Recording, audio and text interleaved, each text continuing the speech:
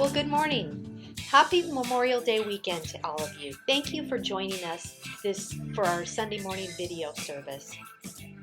It's a beautiful weekend. I hope you're all enjoying your family. I hope that you have an opportunity to barbecue or just get out and take a walk in this beautiful weather. Pastor Carl and I walked a hill this morning. He said it wasn't a workout, so I guess tomorrow he's going to have to get a little better one in. Anyway, thank you once again for joining us. Just a couple of things to go over. Our men's group is not meeting this Monday night because it's Memorial Day, so they'll pick up again next Monday at 6:30 on Zoom. If you want to be a part of that, let Pastor Carl or Pastor Carlos know. Our ladies group meets on Thursday nights at 6:30 on Zoom. We'd love to have you be a part of that. This week is just our regular tithes and offerings. You can go to thefathershouse.org, click on the giving button, set it up as a one-time gift or a recurring gift. You can give to our missions that way. Just to let you know, Pastor Patricia from Argentina had her shoulder surgery and it was very successful. The doctor said she's healing very well.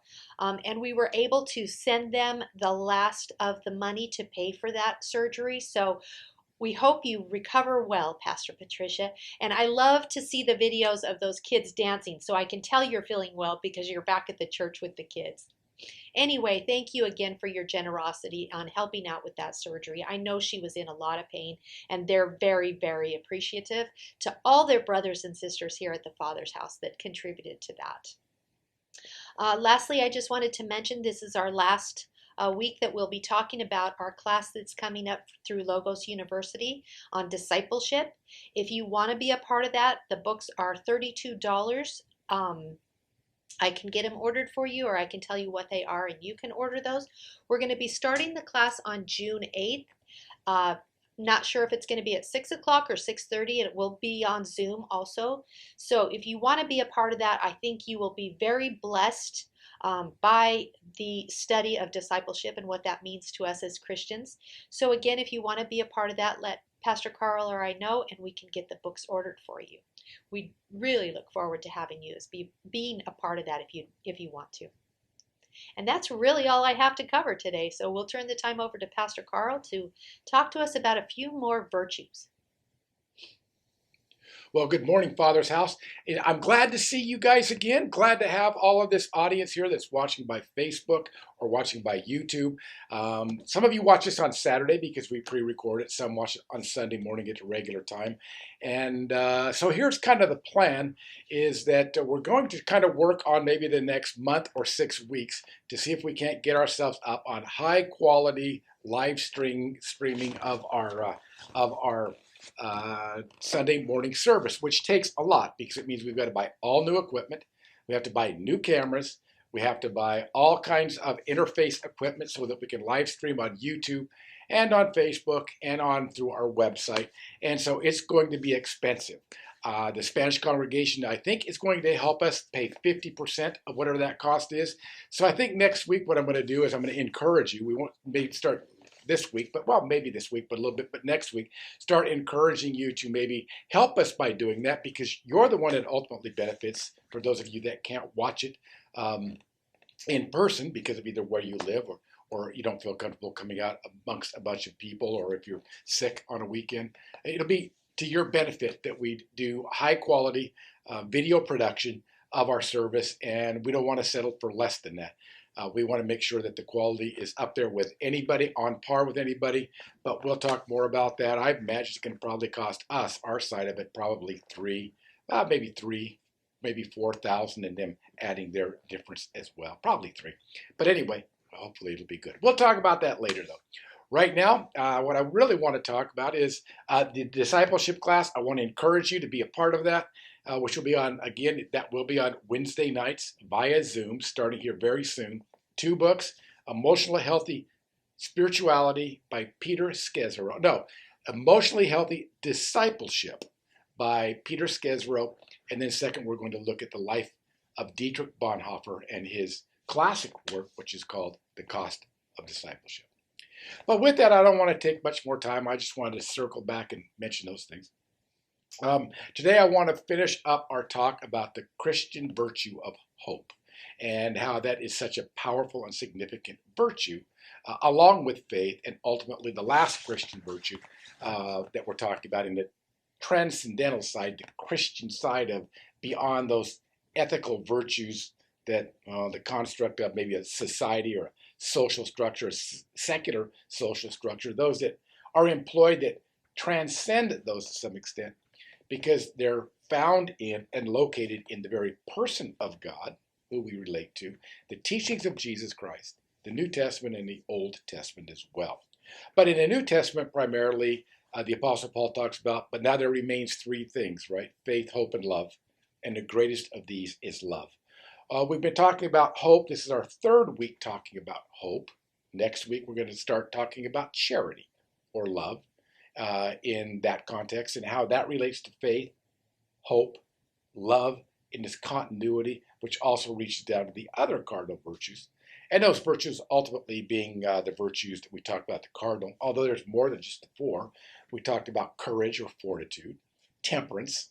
Well, let's go back to courage, fortitude, strength of mind, temperance, control of your spirit, self-control, justice, equity for others, and prudence or practical wisdom, where we use our reasoning capacity to know in what circumstances and how to apply courage or justice or temperance or faith or hope or love. So prudence is always just kind of the driver of our virtues, whether they be, which is our own reasoning ability to reason, the driver of where it is that we're going in our life when it comes to Christian morality and Christian moral autonomy or moral freedom or our free will to do what is right and to be free from those shackles that bind us.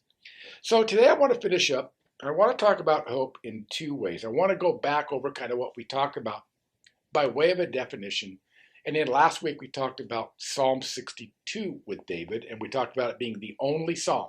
And it's because in that psalm it says, you only do I put my trust, you alone. It's only, only. Today we're going to look at a different psalm that's known as the How Long, O Lord psalm. So we'll talk about that here in a moment. But I want to kind of reiterate what virtue is and kind of what we've come to in defining what Christian virtue is. Now, we talked about the idea that according to the book of Hebrews, where we pulled most of faith and hope in the New Testament context, is we pulled it from the book of Hebrews, and in chapter 6 really deals with this idea of hope, and then coming up into really the end of chapter 7 and 11, and then into 12, the application, but really 10, end of 10 and all of 11 deals with the Christian virtue of faith. But dealing with hope, the Apostle Paul at the beginning, at the end of chapter 5 of the book of Hebrews, not the Apostle Paul, the writer of the book of Hebrews. And what he writes there is he says, I really want to teach you, and I want to explain to you the deeper things of God and a way forward. But I can't explain those things to you because you guys haven't grown. All you want to do was kind of stay on milk. You want to just kind of keep your Christianity 2 inches deep and a mile wide. And what he's saying is, but I don't want that to be your Christian faith. I want your Christian faith to be like an oak tree, that its taproot goes down, finds a water source, and in that it thrives in and of itself. So then he goes on to talk about that. After he goes on and talks about the idea of those that fall away because they don't understand what hope is in the midst of persecution. Remember, faith and hope and love, they're all tried in the midst of hard times, in circumstances that are less than favorable in our lives. So in discussing hope, he said, so the overcoming Christian, or the Christian that endures, and there's a difference between a Christian that doesn't endure and one that does. And God's plan is for us to endure whatever it is that we go through. But don't forget, it's not up to him, it's up to us, our perspective, and choosing to go through whatever the circumstance is in our life. Well, the writer of the book of Hebrews, in picking up the scenario of hope and talking about hope, he likens the Christian hope to that of an anchor. So whenever you see in the form maybe a cross with an anchor on it, or you see an anchor being worn by a Christian, it's always a symbol of Christian hope. Now, it becomes important because the anchor is the metaphor where he begins to explain exactly how hope works in our life. So what he says is because hope is our anchor, then what happens is that in the midst of perilous times and in perilous storms, we have this anchor that we can drop, which is called hope.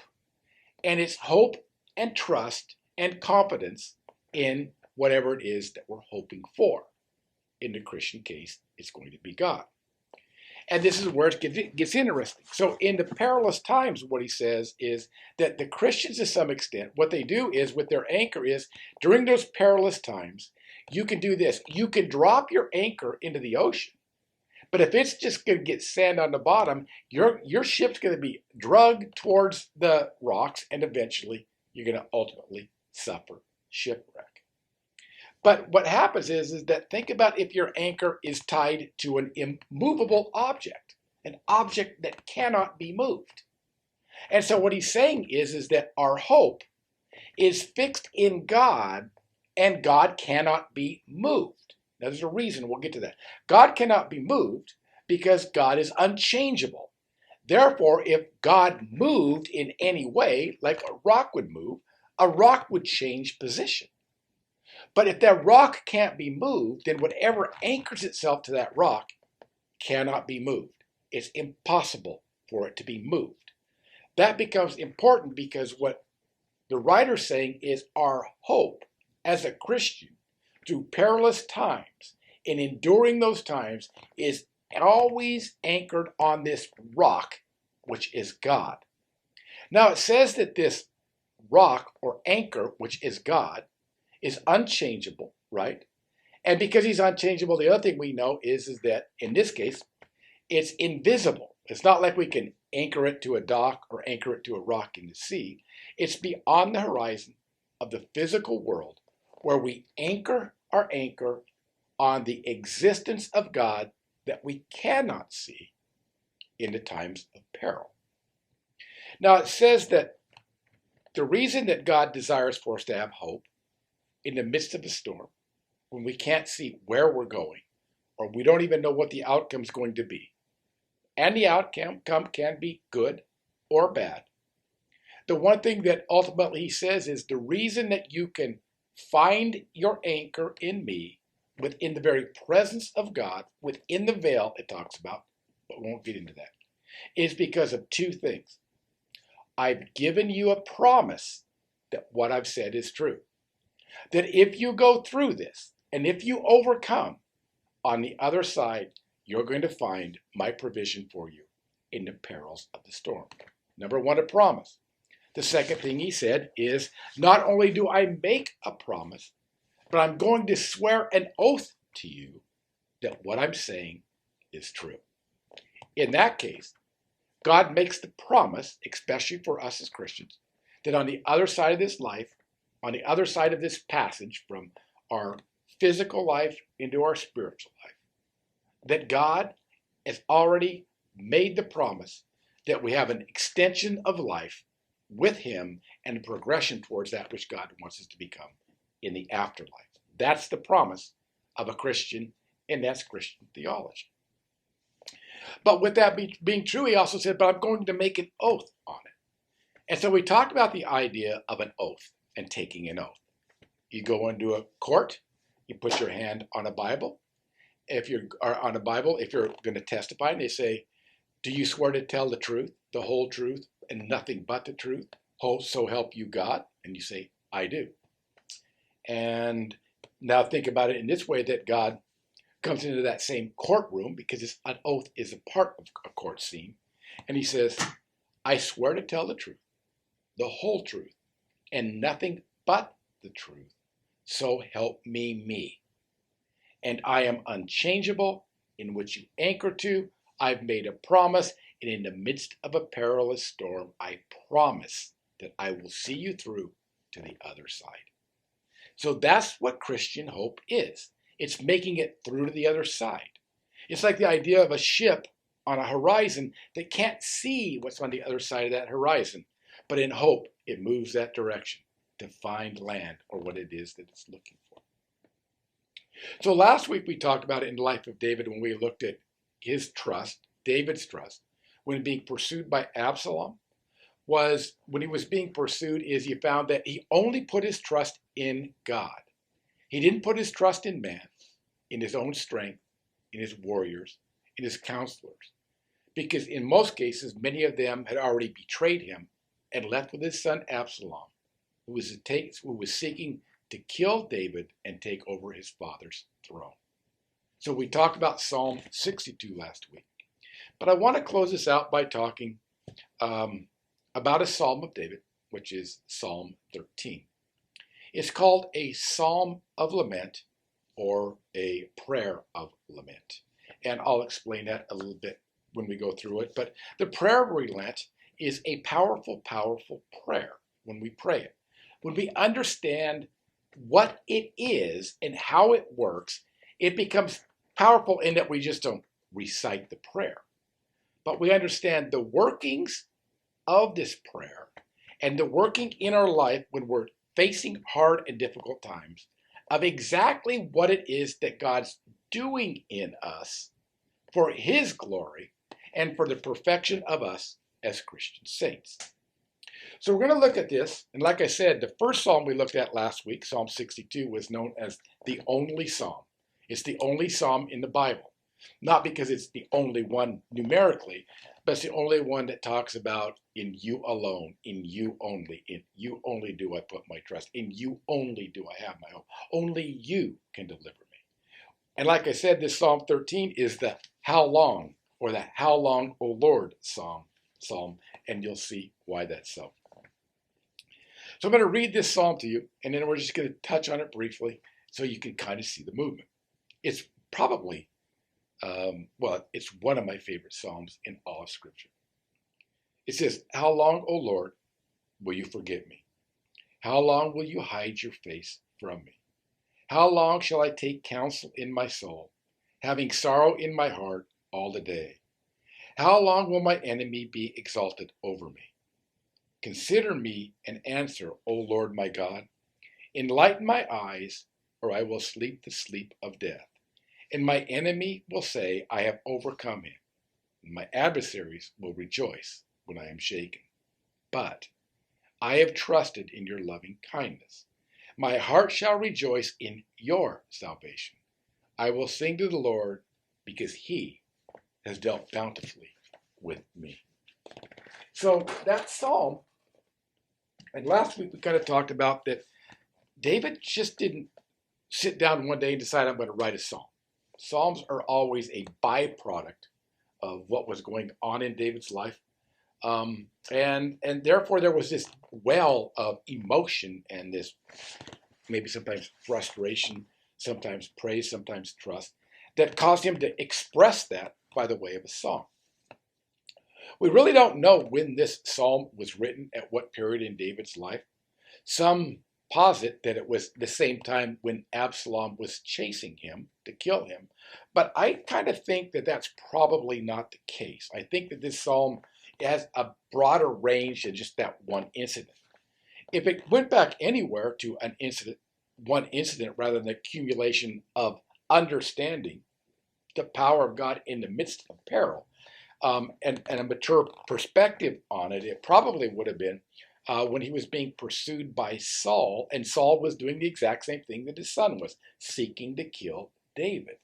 And so with this notion and idea of seeking to kill David, remember that David ended up in these caves called the caves of Adullam, where he would hide out in caves so he could get away from Saul, who was seeking to take his life. Well, maybe it was written there. There's no proof that it was, but you can see how in a cave David would say, how long, O Lord, will you forsake me? How long will you look the other way? How long must I wrestle with my thoughts and every day have such longing in my heart?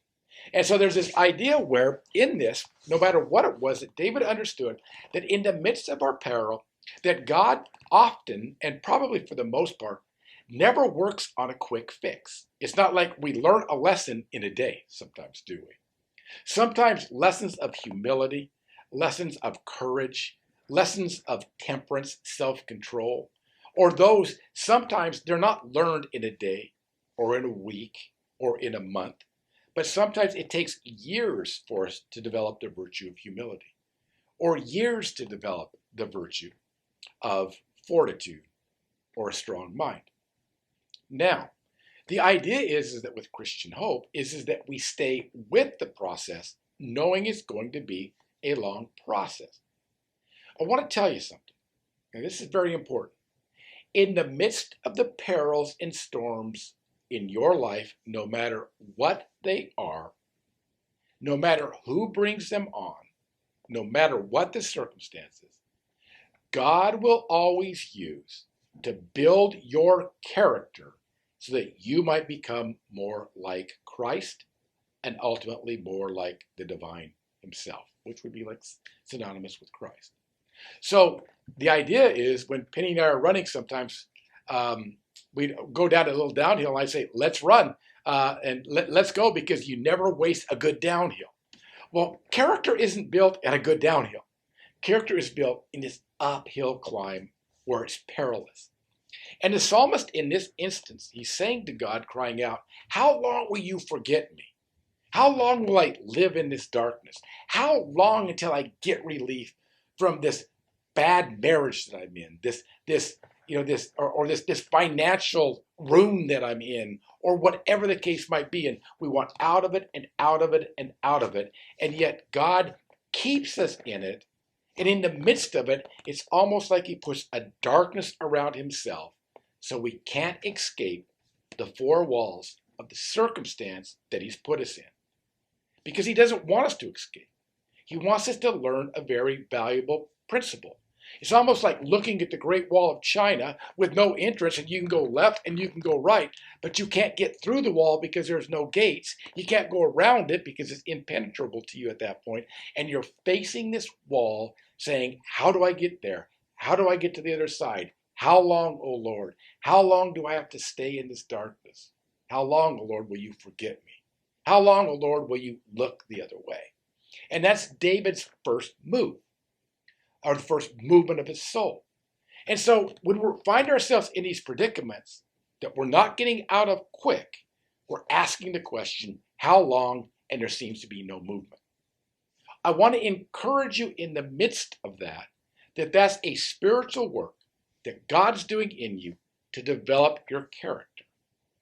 The second thing, though, after the how long, then what happens is, and our focus is on our problems to some extent in David's mind, maybe in ours in hard times. He finally begins to look towards God and he says, look at me and answer. Please answer me in the midst of this, O God, my Father. Enlighten my eyes, unless my enemies triumph over me. Enlighten my eyes in case I can't make it, in case I'm destroyed by financial ruin, or whatever the case might be, by sickness, by disease, mental health issues, whatever the case might be. Rather than looking at his circumstances, David begins to look to God and he says, look on me and answer, O God, my Father, bring light or enlighten my eyes that I might not sleep the sleep of death. In the midst of that, what he's asking for is he's asking not to look at his circumstances, but he's asking God to give him a godly perspective on what his situation is. So that in the midst of the circumstance, he can see God working in the midst of it. It's a different perspective. Rather than being caught up in all the chatter, all the voices, all the fear, all the worry, all the doubt, you begin to make your move from your circumstances and transcend by the prayer of lament away from you and ask God to give you his perspective. And he's saying, give me your perspective so I don't die here. Give me your perspective so I don't lose hope. And it's almost like saying, God, I'm throwing you my anchor, and I'm anchoring my anchor in you. And I'm asking you, in the midst of this storm, to give me the right perspective on what's happening. In the midst of that, the third thing that David does, he makes this last turn. And his last turn is simply this: no matter what happens, no matter whether I can see myself through this circumstance or not, God I'm going to look to. And as I look to God, I'm asking him to give me his perspective on the matter. But whether he chooses to or whether he doesn't, I'm going to do one thing. I'm going to transcend my circumstance. I'm not going to focus on my circumstance, and I'm going to focus on God. Therefore, God will enlighten me. But even if he doesn't, this I will do. I will trust in his unfailing love. I will sing of his mercies forever. Because at that point, what he understands is that God ultimately only has his best in mind in the middle of those circumstances. David makes the movement, in this case, from focusing on his circumstances to asking God for his perspective. And his last move, the move of hope, says, even though I can't see what the outcome is, I'm casting my anchor on the other side of the horizon, and I'm going to hook it on you, God, my rock and my fortress and my shelter and my shield. I'm going to anchor it in you, and I will not be moved. And I believe I'm going to see the goodness of the goodness of God in the midst of this peril. When I do, I'm going to give you praise. No matter what happens here, no matter how you enlighten my eyes, I'm going to trust and have hope in your unfailing love. That, in a nutshell, is how hope works. It works in every one of our lives. It's worked in my life over and over again. You may be, as you watch the show, you may be in a place of darkness, a place of despair. You might be at some rough waters in your life. The first thing I would recommend, the first thing in that midst that we make this spiritual transition, is that rather than keeping our eyes on us and victims of our circumstance, we ask God to give us his perspective. And when he gives us his perspective, we have more enlightenment into why we are where we are and what God's doing in our heart and in our character during that time. In the end, we take that anchor and we throw it beyond the horizon into the very presence of God, where it hooks on the very rock of God, where he says, by a promise and an oath, I will keep you in the midst of the storm. In that instance, hope comes alive. And so for you, if you're in that instance and you're in that place where it's dark, despair, begin to ask God to enlighten your eyes. But most of all, hook your anchor in the fact that what God said he's going to do in your life, he's going to do because he's made a promise and an oath. If you stay with him, overcome the storm. Don't cut anchor and let the boat become shipwrecked. When you do, you're going to find the promise of God be fulfilled in your life. God bless you. Have a great day. I hope you just ponder this for a minute and realize the spiritual significance of this movement from our circumstances to the enlightenment of God of our circumstances, to having our hope and our trust anchored in him, and that through the end, what he promises is we'll see the goodness of God. I hope you will consider that and look into the matter further today. God bless you, and have a great day.